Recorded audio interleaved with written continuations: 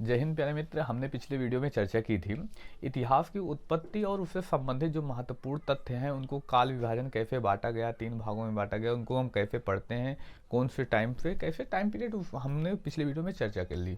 आज उसी के आगे हम पढ़ना प्रारंभ करेंगे। आज हम चर्चा करेंगे मानव का विकास।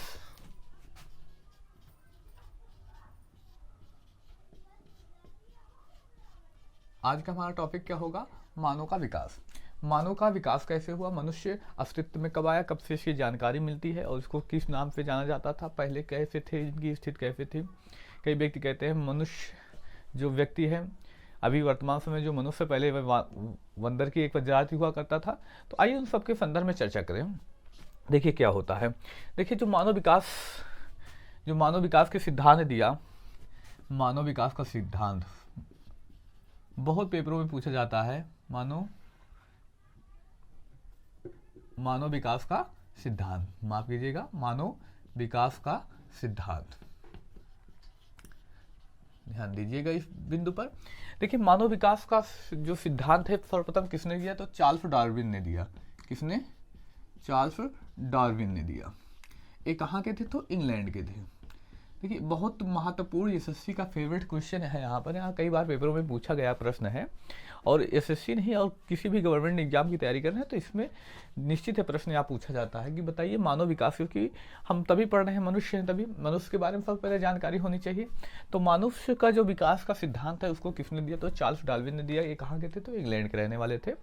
इनकी कुछ पुस्तक हैं जो फेमस है, उसी पुस्तक में इन्होंने यह सिद्धांत दिया था। तो इनकी पुस्तक की बात की जाए, इनकी कौन सी बुक है? तो इनके बुक की भी बात की जाए, डिसेंट ऑफ मैन कब ये प्रकाशित होती है? 1871 ईस्वी में प्रकाशित होती है। इस पुस्तक में इन्होंने इस संदर्भ में चर्चा की कि मानव का विकास कैसे हुआ, कैसे मनुष्य अस्तित्व में आया, कब आया, किस टाइम पीरियड में आया, इस सब की संदर्भ में चर्चा की। और एक इनकी पुस्तक आती है तो ऑरिजिन ऑफ स्पीशीज, एक कब प्रकाशित होती है? तो 1859 ईस्वी में। ये दो प्रमुख पुस्तकें हैं इनकी जो एसएससी की फेवरेट हैं। एसएससी एग्जाम की तैयारी कर रहे हैं तो इन पुस्तकों के बारे में आप जरूर याद रखिएगा। और जीडी की तैयारी कर रहे हैं तो बहुत ही खास बात है इन पुस्तकों के बारे में, क्योंकि हर वर्ष हर शिफ्ट में लगभग किसी न किसी बुक के बारे में पूछा जाता है। तो ये इंपॉर्टेंट बुक है, कुछ बुक इंपॉर्टेंट होती हैं जो आप तैयार करते चलिएगा। मानव विकास का सिद्धांत किसने दिया? तो चार्ल्स डार्विन ने। कहाँ के थे? तो इंग्लैंड के। इनकी बुक कौन सी? डिसेंट ऑफ मैन 1871 में पब्लिश होती है। ओरिजिन ऑफ स्पीशीज 1859 में प्रकाशित होती है। आगे चर्चा करते हैं। देखिए जो मानव है, मानव का एक प्रश्न पूछा गया था एसएससी एमटीएस के पेपर में। बताइए आदि मानव का जो जन्म है लगभग कितने वर्ष पूर्व माना जाता है? तो इसके भी नोट कर लें। इनके अनुसार आदि मानव का जन्म लगभग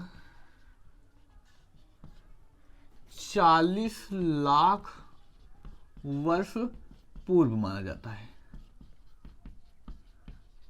कितना?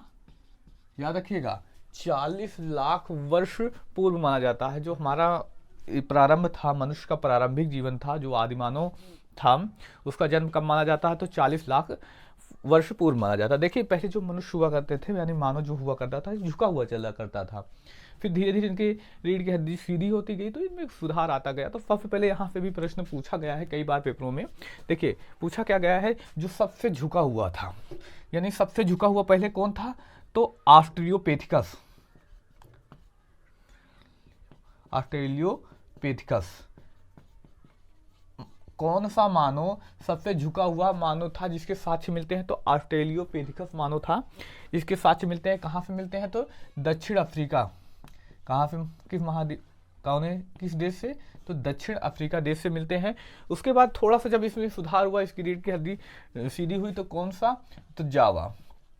अब याद रखिएगा जावा द्वीप कहाँ पर पाया जाता है? कहाँ पर पाया जाता है? तो अफ्रीका के जावा द्वीप पे मिलता है। इसके साथ कहाँ पर? अफ्रीका के जावा द्वीप पे मिलते हैं। अगला जो इसमें थोड़ा सा और सुधार हुआ तो पैकिंग मानो। कौन सा मानो? पैकिंग मानो।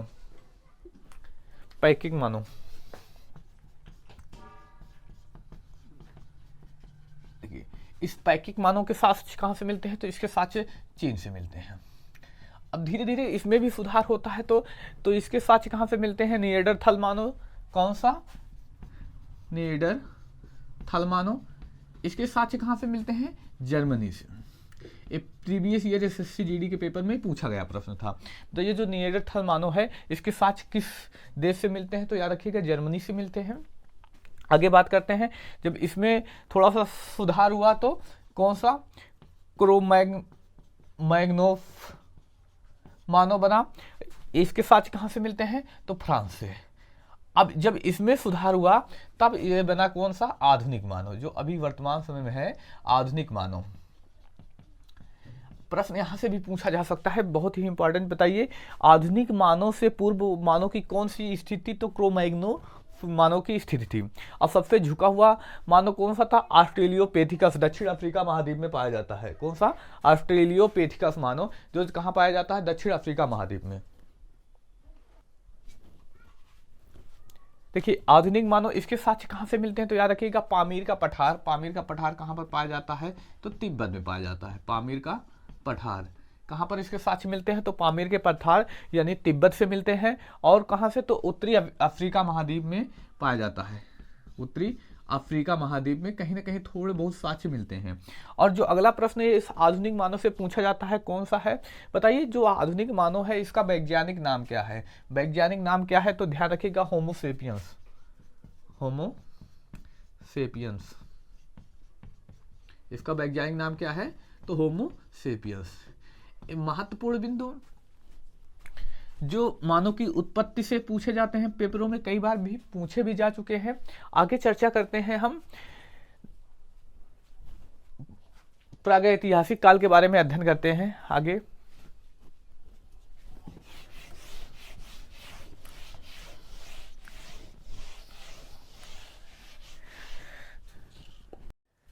प्रागैतिहासिक काल,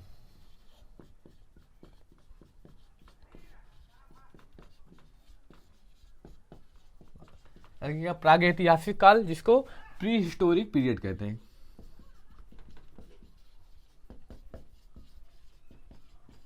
क्या कहा जाता है? तो प्री हिस्टोरिक पीरियड। आइए इसके संदर्भ में चर्चा करें। देखिए हमने कल ही पढ़ा था कि इसको 3 भागों में बांटा गया है। हम इसको 3 भागों में बांट के इस काल को पढ़ते हैं। कल आपने वीडियो देखा हो, अगर आपने नहीं देखा तो वीडियो देख लीजिए, जिससे आपको आसानी से समझ में आ जाएगा। देखिए प्रागैतिहासिक काल को 3 भागों में बांटा गया। तो इसको बांटा किसने है? तो थॉमसन ने इसे क्या किया है? 3 भागों में बांटा है। थॉमसन ने इसे 3 भागों में विभाजित किया है।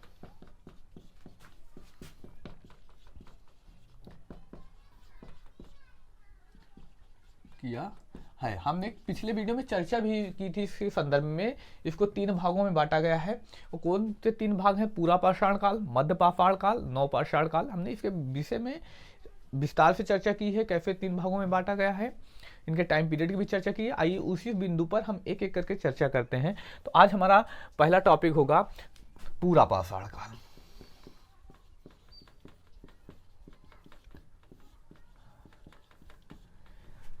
पूरा पाषाण काल ये कब से कब तक, इसका कोई कब से प्रारंभ होता है नहीं पता। अनंत काल से 10,000 ईसा पूर्व तक इसका टाइम पीरियड माना जाता है।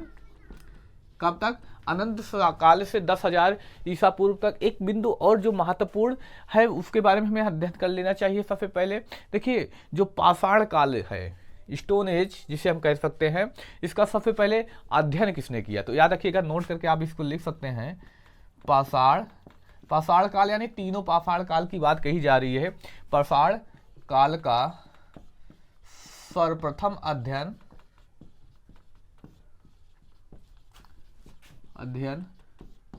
रॉबर्ट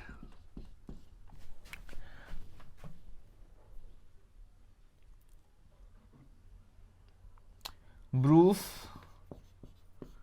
फ्रूट ने किया। याद रखिएगा कब किया था? तो 1863 ईस्वी में। याद रखिएगा पाषाण काल यानी पाषाण काल, तीनों पाषाण काल की बात कही जाती है रही है। पूरा पाषाण काल, मध्य पाषाण काल और नव पाषाण काल। पाषाण काल का सर्वप्रथम अध्ययन किसने किया? तो रॉबर्ट ब्रूस फ्रूट ने किया। कब किया? तो 1863 ईस्वी में किया था। आगे बात करते हैं जो यहाँ पे प्रश्न और कौन कौन से अभी तक पेपरों में पूछे गए हैं जो महत्वपूर्ण बिंदु है उनके विषय में चर्चा करें। देखिए, जो पूरा पाषाण काल का मानव था, इसने क्या किया था, सर्वप्रथम पत्थर का प्रयोग करना सीख लिया था। पहला काम क्या किया था, पत्थर का प्रयोग इसने क्या किया था, सीख लिया था। हालांकि इस समय के पत्थर जो होते थे नुकीले नहीं होते थे, बड़े बड़े पत्थर होते थे, उसी से या शिकार किया करता था, और भी जो यूजेस होते थे वो पत्थरों के थ्रू किया करता था, लेकिन इसके साइज बड़े हुआ करते थे। आगे हम पढ़ेंगे इनके साइज धीरे धीरे छोटे हुए कैसे होते हैं, उनके संदर्भ में आगे हम चर्चा करेंगे। पत्थर का प्रयोग सीख लिया, आग जलाना भी सीख लिया, आग जलाना भी इसी समय सीख लिया था। देखिए, आग जलाना तो सीख लिया था, याद रखिएगा, आग जलाना सीख लिया। तो इसके साक्ष्य कहां से मिलते हैं, तो एक गुफा पाई जाती है चाओजू गोजियन,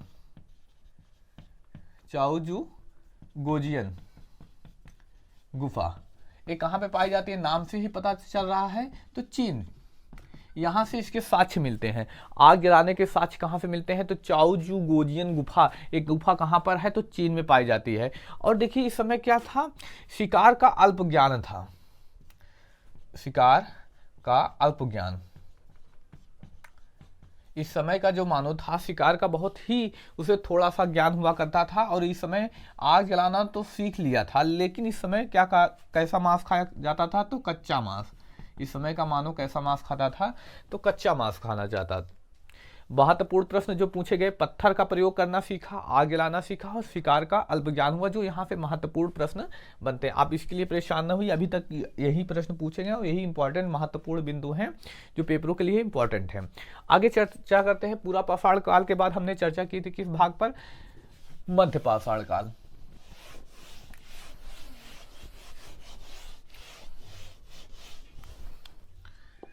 मध्य पाषाण काल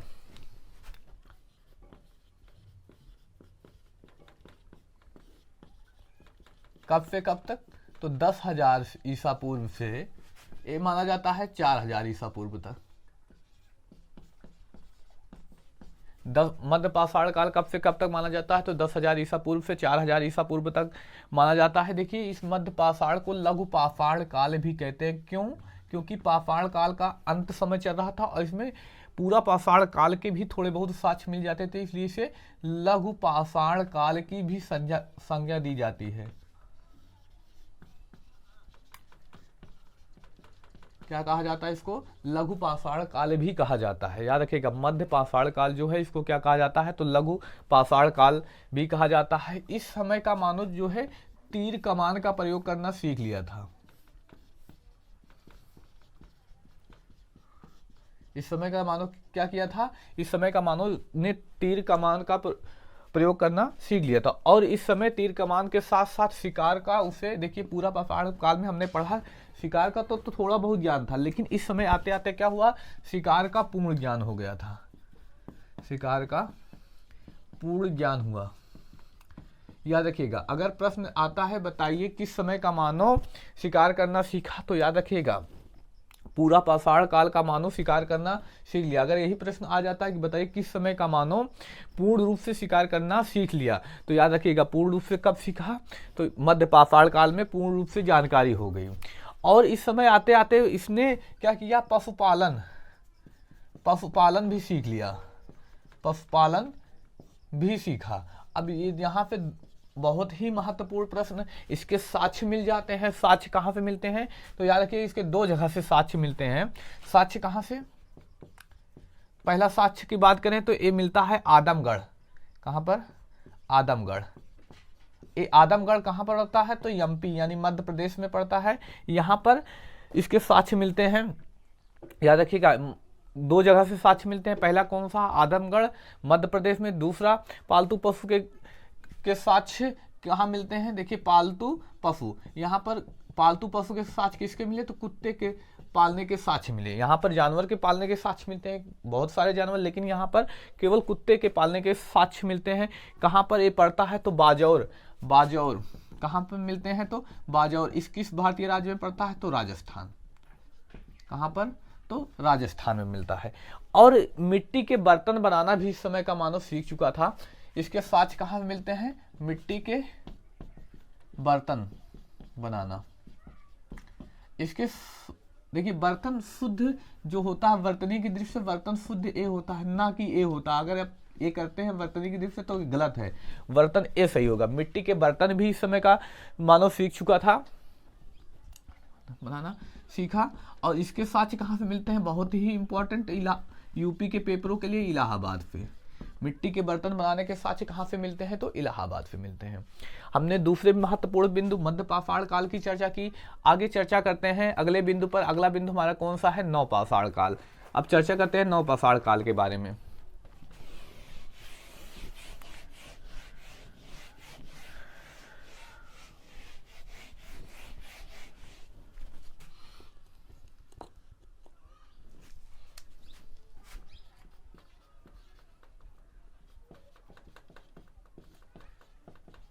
न्यू स्टोन एज,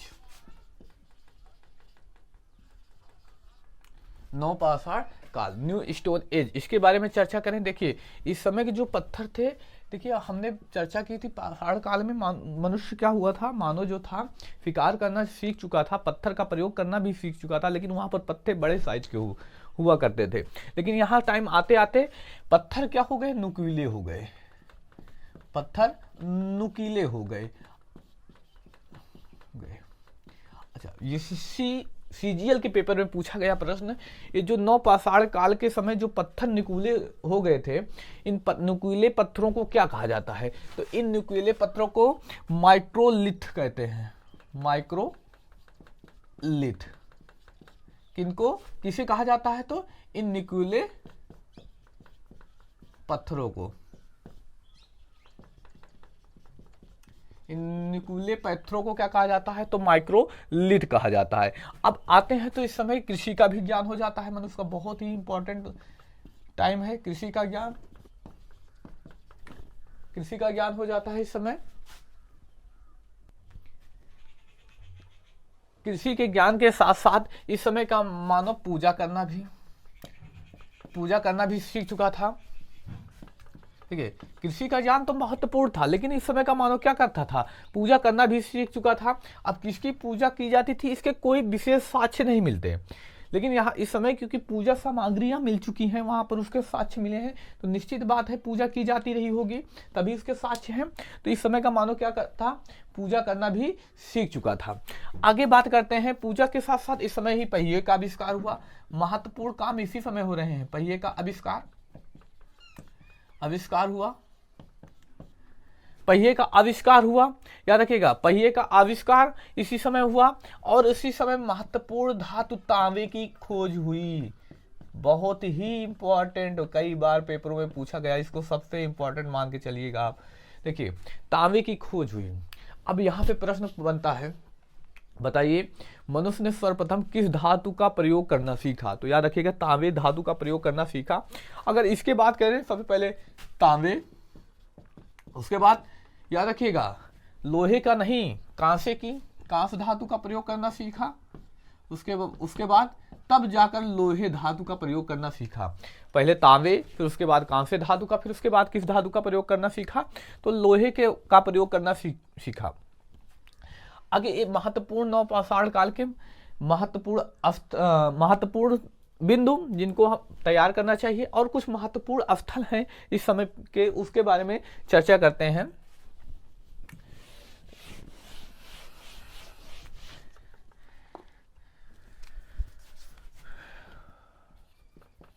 पाषाण काल के प्रमुख स्थल, देखिए कुछ प्रमुख स्थल हैं जो पेपरों की दृष्टि से महत्वपूर्ण हैं, और वैसे भी महत्वपूर्ण है क्योंकि यहाँ से पाषाण काल के साक्ष्य बहुत ही अधिक मात्रा में मिले हैं।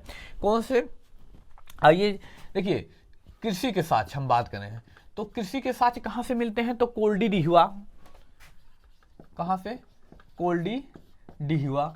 ये कहाँ पर पड़ता है, तो याद रखिएगा ये अपने इलाहाबाद प्रयागराज में पड़ता है।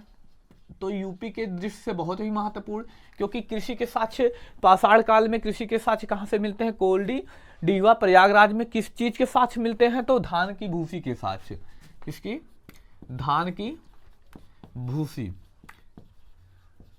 जो चावल के छिलके होते हैं उसके साक्ष्य मिलते हैं। कहाँ पे? तो कोल्डी डीहवा कहाँ पर पड़ता है? तो प्रयागराज में पड़ता है। और कहाँ से साक्ष्य मिले हैं कृषि के साक्ष्य? तो याद रखिएगा, कृषि के और साक्ष्य मिले हैं मेहरगढ़ से। किसी के अन्य साक्ष्य मेहरगढ़, ये कहाँ पर पड़ता है? तो पाकिस्तान में पड़ता है। तो ये बहुत ही महत्वपूर्ण तो नहीं है, लेकिन याद रखिएगा एक कोल्डी डीहवा बहुत ही महत्वपूर्ण है यूपी के किसी भी एग्जाम के लिए। तो ये बहुत ही महत्वपूर्ण है, एकदम रामबाण, याद रखिएगा। आगे बात करते हैं अगले बिंदु पर। जो हमारा है दूसरा कौन प्रमुख साक्ष्य है? मानव खोपड़ी के साक्ष्य।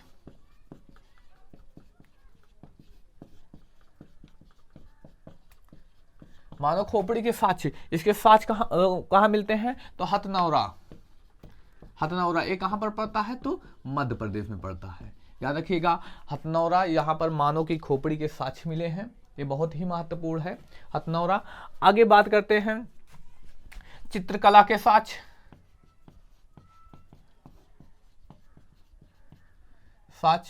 भीमबेटका, एक कहाँ भीमबेटका कहाँ पर पड़ता है? तो मध्य प्रदेश।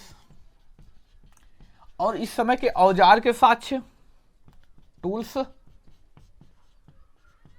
साथ मिर्जापुर, इसको किसी को बताने नहीं है, मिर्जापुर मुन्ना भैया की वजह से। कहाँ पर पड़ता है? उत्तर प्रदेश। बहुत ही महत्वपूर्ण बिंदु। देखिए कौन से महत्वपूर्ण, ये बहुत ही प्रश्न महत्वपूर्ण है, कई बार पेपरों में पूछा गया। 4 प्रमुख स्थल हैं। पहला कृषि के साक्ष्य कहाँ पे मिलते हैं? कोल्डी डीहवा प्रयागराज से। धान की भूसी के साक्ष्य यहाँ पे मिलते हैं।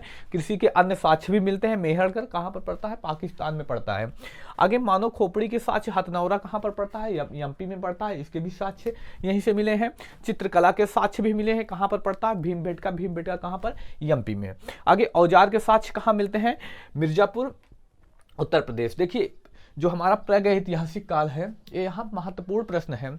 आगे हम बात करेंगे अगले दिन सिंधु घाटी सभ्यता के बारे में। अगर आप लोगों को यह बिंदु समझ में आया है तो अपने मित्र भाई बहन में शेयर करिएगा। और अगले वीडियो में सिंधु घाटी सभ्यता को भी हम कवर करते रहेंगे, आपको बहुत अच्छे से समझ में आएगा। बहुत अच्छा टॉपिक है। अगर पूरा हम इतिहास कवर करेंगे, ऐसा नहीं है कि हम बीच में छोड़ देंगे, पूरा इतिहास कवर करने का करेंगे और एक क्रम में होंगे सारे वीडियो। तो आप लोग हमारे चैनल को सब्सक्राइब कर लीजिए। आप किसी भी वनडे एग्जाम की तैयारी कर रहे हैं, गवर्नमेंट एग्जाम की तैयारी कर रहे हैं, तो हमारे चैनल को सब्सक्राइब कर लीजिए, अपने मित्र भाई बहन में शेयर कीजिए। हिस्ट्री और उसके बाद हम संविधान की भी क्लासेस लाएंगे, लेकिन बहुत जल्द ही, मतलब 10-15 या 1 महीने के अंदर अंदर हम इसको कवर करते रहेंगे। इतिहास कवर कर लेंगे, उसके बाद संविधान क्लासेस भी चलेंगी। आपको यूपी पुलिस आने से पहले, यूपी पुलिस जो वैकेंसी आ रही है उसके पहले हम काफ़ी हद तक कवर कर लेंगे। काफ़ी अच्छे टॉपिक जीके के, जिससे आपको पेपर में काफ़ी मदद मिलेगी। धन्यवाद, जय हिंद। अगले वीडियो में मिलते हैं, सिंधु घाटी सभ्यता के बारे में अध्ययन करेंगे। जय हिंद।